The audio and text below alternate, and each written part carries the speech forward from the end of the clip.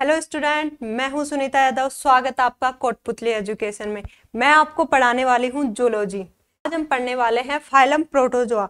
तो प्रोटोजोआ के बारे में अपन देखेंगे कि कैसे इसका नाम पड़ा, कैसे ये जीव होते हैं, कैसे इनके सामान्य लक्षण होते हैं, किसने इनका नाम दिया, इन सब के बारे में अच्छे से पढ़ने वाले हैं। कौन से जगत के ये अंतर्गत आते हैं। तो अपन ने 11th क्लास में पढ़ा था, जो साइंटिस्ट थे R.H. व्हिटेकर, उन्होंने क्या किया था, संपूर्ण जीव जगत को 5 जगतों के अंदर विभाजित किया गया था। पहला था मोनेरा, दूसरा था प्रोटिस्टा, फिर फंजाई, फिर प्लांटी, फिर एनिमेलिया।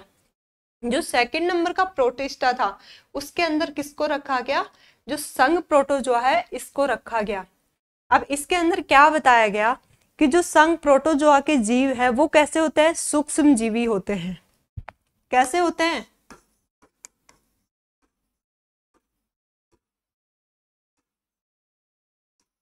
सूक्ष्म जीवी होते हैं। इनको सूक्ष्म जीवी क्यों बोला गया, सूक्ष्म जीवी इसलिए बोला गया क्योंकि ये बहुत ही सूक्ष्म होते हैं, जिनको अपने नग्न आंखों की सहायता से नहीं देख सकते। इनको देखने के लिए माइक्रोस्कोपी का उपयोग किया जाता है, उसी के द्वारा इसको देखा जाता है, तो इसीलिए इसका नाम क्या पड़ा, सूक्ष्म जीवी। नेक्स्ट अगर अपन बात करें, ये होते कैसे हैं। जो प्रोटोजोआ संघ के जो जीव हैं वो यूकैरियोटिक यूनिसेलुलर होते हैं। कैसे होते हैं, यूकैरियोटिक यूनिसेलुलर।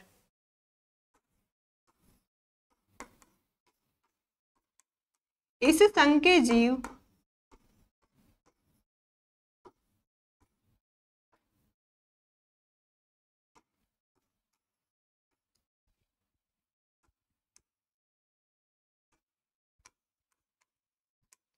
यूकैरियोटिक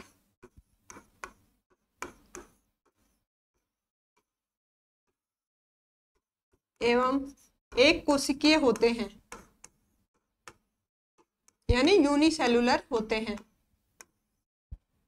अब अपन बात करें यूकैरियोटिक का मतलब क्या होता है। यूकैरियोटिक का मतलब होता है कि इनके अंदर केंद्र प्रेजेंट होता है। क्या प्रेजेंट होता है, इनके अंदर केंद्र प्रेजेंट होता है। और केंद्र ऐसे भी नहीं कि सिर्फ एक केंद्र प्रेजेंट हो, इनकी संख्या 2 या 2 से ज्यादा भी हो सकती है। इसीलिए इसको क्या बोला जाता है, बहुकेंद्रकीय भी बोला जाता है। ठीक है।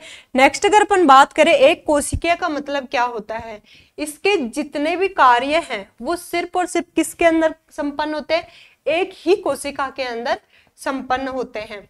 तो ये जो विशेषता है इस संघ की सबसे बड़ी विशेषता है कि ये यूकैरियोटिक होते हैं और एक कोशिकीय जीव होते हैं।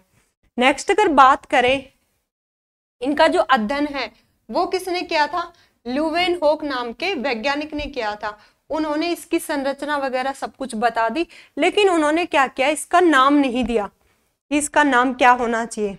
फिर कुछ दिनों बाद एक और साइंटिस्ट हुए, उनका नाम था गोल्डफ्यूज। 1817 के अंदर उन्होंने इसका नाम दिया।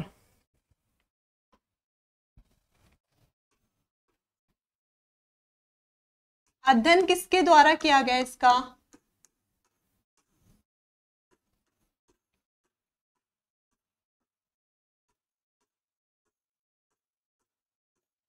ल्यूवेनहोक नाम के जो साइंटिस्ट थे उनके द्वारा इसका क्या किया गया, अध्ययन किया गया। लेकिन नाम इनके द्वारा नहीं दिया गया। इन्होंने इसकी संरचना, इसकी जितनी भी विशेषता थी उन सब के बारे में बता दिया।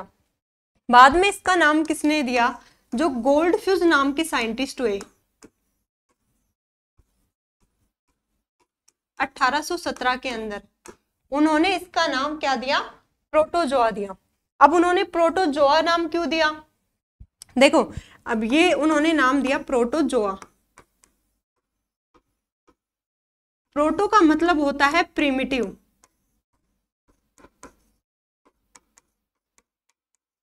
और जोआ का मतलब होता है एनिमल। प्रिमिटिव का मतलब होता है जो सबसे पहले आया, और जोआ का मतलब होता है एनिमल, यानी धरती पे सबसे पहले आया हुआ जीव। उसका नाम क्या दिया गया, प्रोटोजोआ दिया गया।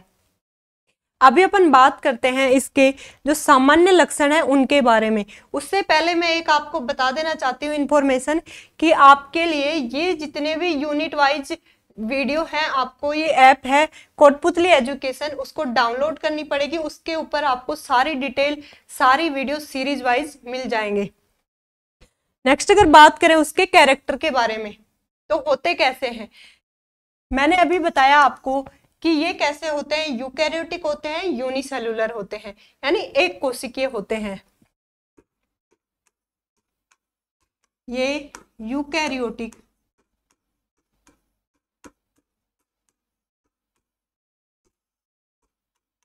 एवं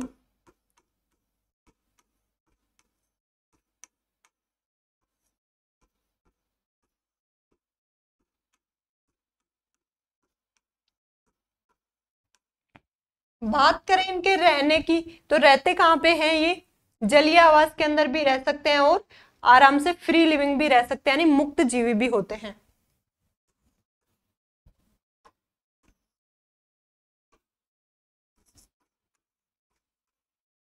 ये कैसे होते हैं, जलीय या मुक्त जीवी भी होते हैं।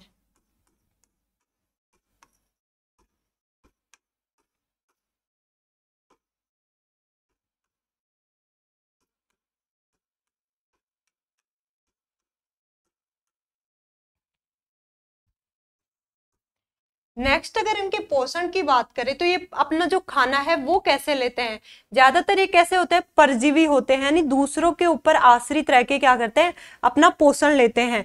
और कुछ कुछ ऐसे भी होते हैं जो कि खुद खाना बनाते हैं। मतलब एक्सेप्शन के तौर पे अगर देखें, जैसे युग्लिना वगैरह होता है, तो उनके अंदर क्या प्रेजेंट होता है, क्लोरोफिल प्रेजेंट होता है। तो क्लोरोफिल के कारण ये क्या करते हैं कि अपना भोजन खुद ही बनाना पसंद करते हैं। लेकिन ज्यादातर कैसे होते हैं, परजीवी, यानी दूसरों से ही लेते हैं। तो ये कैसे होते हैं, परजीवी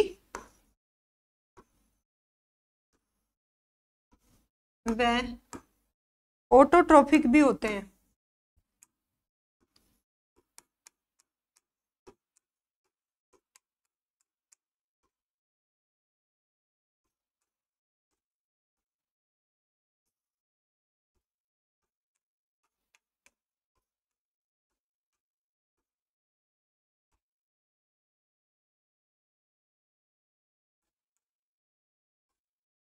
कैसे होते हैं, ऑटोट्रोपिक का मतलब मैंने क्या बताया, जो जो खुद से खाना बनाते हैं। जैसे एग्जाम्पल के तौर पे युग्लिना ले, उसके अंदर क्या होता है, क्लोरोफिल प्रेजेंट होता है, तो उसी के कारण क्या करता है, ये अपना भोजन खुद बना लेता है। जैसे पेड़ों में होता है, वैसे ही इसके द्वारा भी बनाया जाता है भोजन। नेक्स्ट अगर इसके गमनांकों की बात करें, तो इस संघ के जीव जो है वो गमन कैसे करते हैं, एक जगह से दूसरी जगह पे अपने भोजन को प्राप्त करने के लिए कैसे जाते हैं। तो इनके अंदर जो सीलिया होते हैं, फ्लैजिला होते हैं और कुछ कूटपाद वगैरह होते हैं, उनके द्वारा ये क्या करते हैं, गमन करके एक जगह से दूसरी जगह पे जाके क्या करते हैं, पोषण प्राप्त करते हैं। ये कसाब एवं पक्षमाव व कूटपादों के द्वारा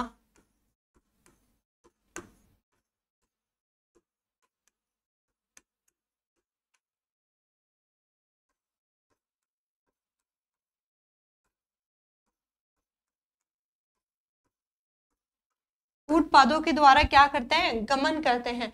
ये जो पक्षमाप, कसाब और कूटपाद है, ये किस किस में पाए जाते हैं, जैसे अपन ने देखा होगा, प्लाज्मोडियम हो गया, पैरामीशियम हो गया, फिर या अमीबा हो गया, उन सब के अंदर अलग अलग ऑर्गन पाए जाते हैं। नेक्स्ट अगर बात करें इनकी क्या देह भित्ति के बारे में, तो इनके ऊपर क्या होता है कि पेलिकल का आवरण पाया जाता है, जिससे क्या करते हैं, अपने आप को बचा लेते हैं, किसी भी बाहर की जो चीजें होती है उनसे अपने आप की सुरक्षा करने के काम आते हैं पेलिकल का आवरण। इनकी बॉडी पर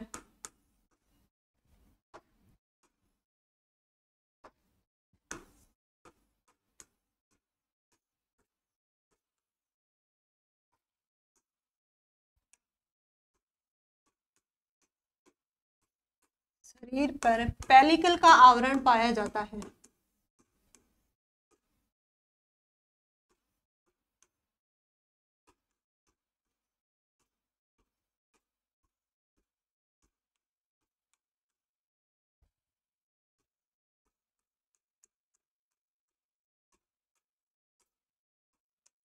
नेक्स्ट अगर बात करें अपन श्वसन एवं उत्सर्जन की,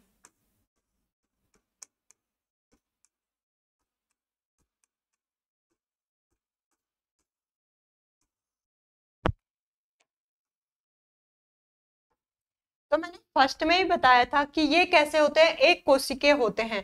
तो इनके अंदर अलग अलग किसी चीज के लिए ऑर्गन वगैरह कोई किसी भी चीज का विकसित या विकास नहीं हुआ होता है। तो इसीलिए जो भी क्रियाएं हैं उसकी एक ही सेल के अंदर होती हैं, और श्वसन और उत्सर्जन इसकी जो बाहरी सतह होती है शारीरिक, उसके द्वारा ही संपन्न होती है, विसरण विधि के द्वारा। ठीक है। नेक्स्ट अगर बात करें इनके अंदर जो पाचन की क्रिया होती है वो कैसे होती है, कोशिकीय होती है, अंत कोशिका के अंदर लेके उसका पाचन किया जाता है। श्वसन कैसे होता है, इसका शारीरिक सतह के द्वारा होता है, शारीरिक सतह के द्वारा सामान्यतया विसरण विधि से होता है।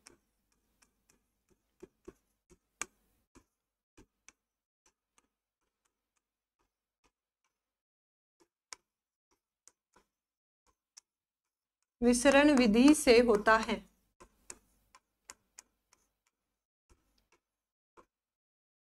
नेक्स्ट अगर अपन बात करें पाचन की, पाचन कैसा होता है, अंतःकोशिकीय पाचन होता है।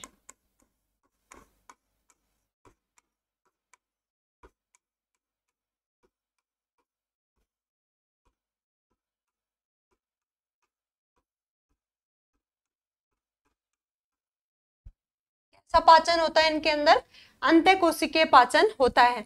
इससे आगे अगर इसकी क्लासिफिकेशन की बात करें तो क्लासिफिकेशन को आपको डिटेल वाइज नेक्स्ट वीडियो के अंदर समझाया जाएगा, वो भी किसके ऊपर, ऐप के ऊपर।